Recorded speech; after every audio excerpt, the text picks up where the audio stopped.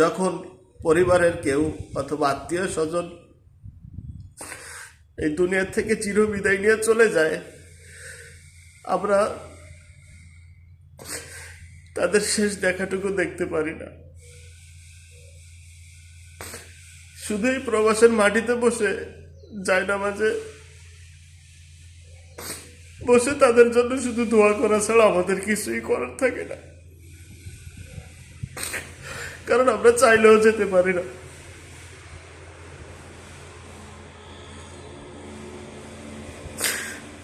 আজ আমার সেজ দাদা দুনিয়া থেকে চিরবিদায় নিয়ে চলে গেছে।